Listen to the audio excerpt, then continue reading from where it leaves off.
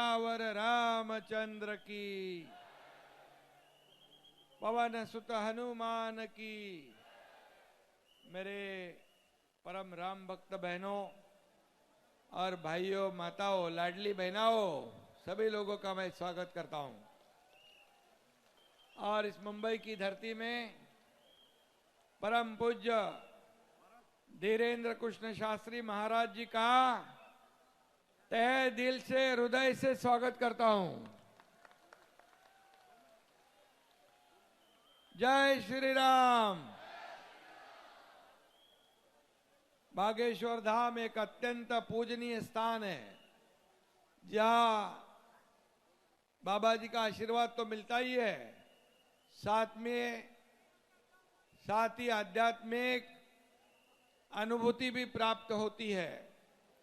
उनका प्रवचन और सत्संग भक्तों के लिए एक उत्सव की तरह है। और यह अवसर विधायक यहाँ के मुर्जी काका पटेल की वजह से मिला है आप सभी लोगों को, इसलिए मुर्जी काका के लिए धन्यवाद। मुर्जी काका के लिए भी, उसका भी अभिनंदन। बराबर है ना? ये होस्ट है ना, ये इन्होंने न्योता दिया। और शिवसेना का ये विधायक है बाबा जी, शिवसेना धनुष्यबाण पर चुनकर आया हुआ है, प्रभु रामचंद्र जी के धनुष्यबाण पर। श्रद्धा भक्ति शांति का त्रिवेणी संगम है। पूज्य श्री धीरेन्द्र कृष्ण शास्त्री जी, बागेश्वर महाराज जी, उनकी वाणी में राम भक्ति की ऐसी शक्ति है कि श्रोताओं को भी एक अलग अनुभूति होती है। और इसलिए तो आप लोग यहाँ जमा सब इकट्ठा हुए हो। यहाँ तो पूरा मंडप ही राममय और हनुमानमय हो गया है, मानो अयोध्या ही यहाँ अवतरित हो गई है ना। बागेश्वर धाम सरकार भी अपने सत्संगों और प्रवचनों के माध्यम से सनातन धर्म का प्रचार प्रसार करते हैं। यह धाम केवल पूजा पाठ का केंद्र नहीं, बल्कि सेवा और करुणा का जीता जागता उदाहरण है। भाइयों और बहनों, बागेश्वर धाम हमें सिखाता है कि सच्ची भक्ति से बड़ा कोई बल नहीं है। भक्ति सबसे बड़ी ताकत है। और यह धाम सनातन धर्म का गौरव है, हिंदू एकता का एक प्रतीक है और आने वाली पीढ़ियों के लिए प्रेरणा और ऊर्जा का स्रोत है। भजन, भोजन और निरोगी जीवन, यही बागेश्वर धाम का संदेश है। यही संदेश सबको जीवन में समाधान, खुशी, ऊर्जा, प्रेरणा दिलाएगा। आध्यात्मिकता और धर्म से आगे बढ़कर जो मानवता की सेवा करते हैं, बागेश्वर धाम सरकार मानवता के पुजारी है। लोक कल्याण की एक अनूठी परंपरा स्थापित उन्होंने की है। धाम परिसर में अन्नपूर्णा रसोई भी चलती है। और ये भी बहुत बड़ी बात है, हर साल गरीब और बेसहारा बेटियों का विवाह कराए जाते हैं। वैदिक शिक्षा के लिए गुरुकुल स्थापित किया गया है। धीरेन्द्र शास्त्री जी सनातन संस्कृति को प्रत्येक युवा के दिल तक पहुंचाने का बड़ा कार्य कर रहे हैं, महान कार्य कर रहे हैं। यह उनका कार्य अविस्मरणीय है, अनमोल है, और इसलिए मैं उनको बहुत बहुत धन्यवाद देना चाहता हूं।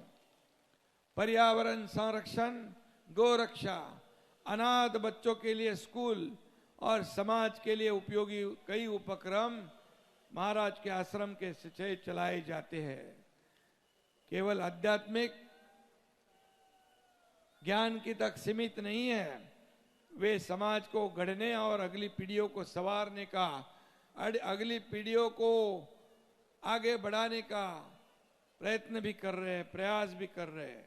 और इसलिए महाराष्ट्र में, ये महाराष्ट्र संतों की भूमि है, कीर्तनकारों की भूमि है। और आपका प्रवचन सुनकर यहाँ की भूमि भी अब पवित्र हो गई है, पावन हो गई है। इसके माध्यम से हम पर धर्म के संस्कार बनते हैं।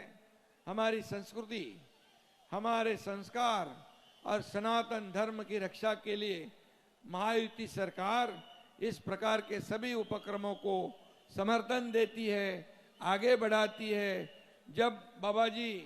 जब मैं मुख्यमंत्री बना तब इस महाराष्ट्र के सभी मंदिर बंद थे, पुजारी लोग मंदिर खोलने की कोशिश कर रहे थे, सब त्योहार सब बंद थे, सब उत्सव बंद थे। जब मैं मुख्यमंत्री बन गया सब पाबंदी को हटा दिया, मंदिरों को खुलवा दिया, सब त्योहार शुरू कर दिया।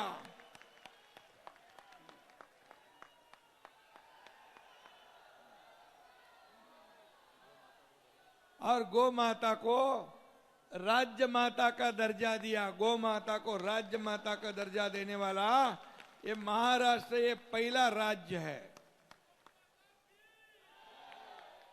और मैं ये कहूंगा कि ये महाराष्ट्र ये धार्मिक, सांस्कृतिक और हमारे परंपरा को आगे बढ़ाने वाला राज्य है। ये जोड़ने वाला राज्य है।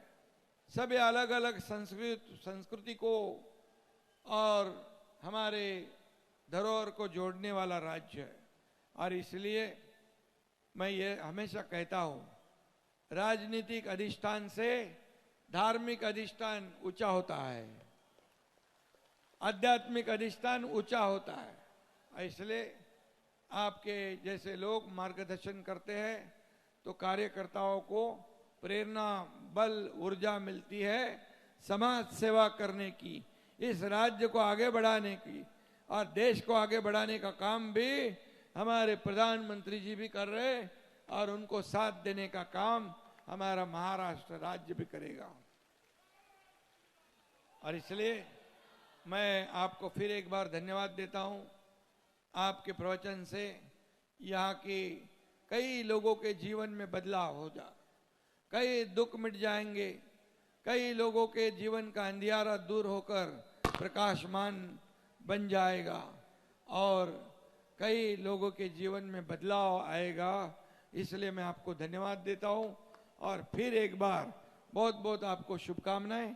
हमेशा ऐसी महाराष्ट्र की धरती पर आते रहिए और अपने अमोघ वाणी से, प्रवचन से सभी लोगों को यहाँ पर मार्गदर्शन करते जाइए। धन्यवाद।